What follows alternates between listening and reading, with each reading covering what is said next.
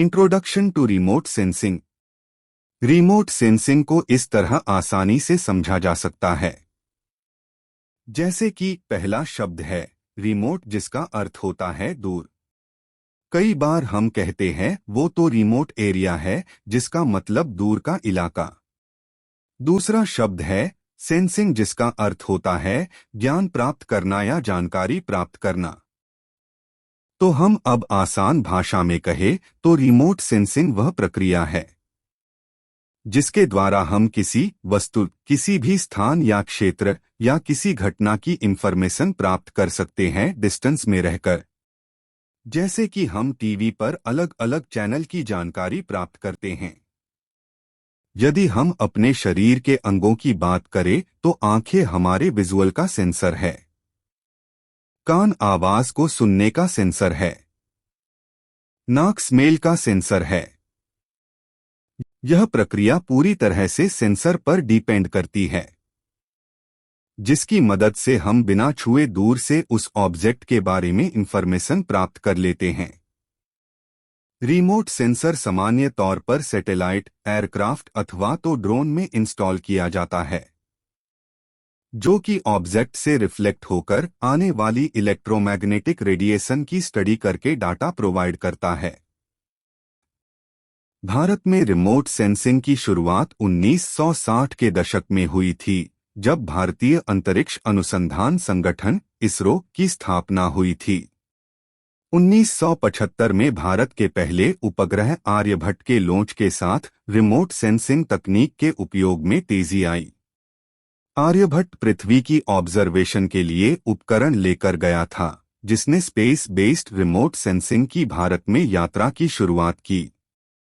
1982 में इसरो ने पहला Indian remote sensing satellite IRS-1A launch किया, जो भारत के लिए मील का पत्थर साबित हुआ। रिमोट सेंसिंग के फील्ड में आगे बढ़ने के लिए IRS कार्यक्रम का उद्देश्य कृषि, फॉरेस्ट्री, वाटर रिसोर्सेज, शहरीकरण या अर्बनाइजेशन और पर्यावरण मॉनिटरिंग जैसे विभिन्न क्षेत्रों में रिमोट सेंसिंग डेटा प्रदान करना था। इसके अलावा इसरो ने IRS प्रोग्राम के अंतर्गत IRS-1B, IRS-1C तथा IRS-1D लॉन्च किए नए सेंसर के साथ। क्यों जरूरी है रिमोट सेंसिंग?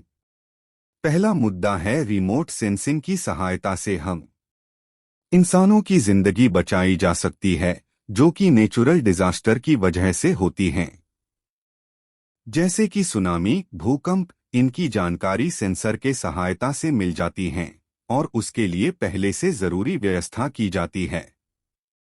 दूसरा पॉइंट है एनर्जी रिसोर्सेज की इंफॉर्मेशन इकट्ठा करना।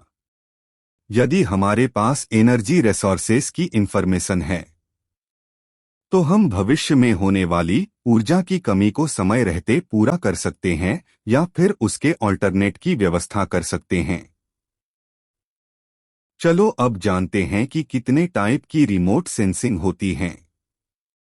रिमोट सेंसिंग मुख्यतः दो तरह की होती हैं। पहली है पैसिव या निष्क्रिय रिमोट सेंसिंग। इसमें सेंसर वस्तुओं या सरफेस द्वारा उत्पन्न रेडिएशन जैसे प्रकाश को मापते हैं। उदाहरण के तौर पर कैमरा हमारे शरीर से रिफ्लेक्ट होकर आने वाले प्रकाश को कैप्चर करते हैं और हमारी तस्वीर को स्टोरेज में सेव कर लेते हैं। आसान भाषा में कहूँ तो किसी और एनर्जी सोर्स पर डिपेंड सेंसर को इनडायरेक्ट सेंसिंग या पैसिव सेंसिंग कहते हैं।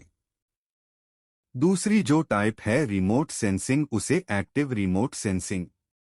इस तरह की सेंसिंग में सेंसर खुद ही एनर्जी सेंड करता है, फिर वही एनर्जी टारगेट से रिफ्लेक्ट होकर वापस आती हैं, फिर उसका एनालिसिस करके इंफॉर्मेशन एकत्रित की जाती हैं। उदाहरण के तौर पर बात करें तो रडार, लीडार। आज के लिए इतना ही। अगले वीडियो में हम एक्टिव और पैसिव रिमोट सेंसिंग के बारे में डिटेल में बात करेंगे।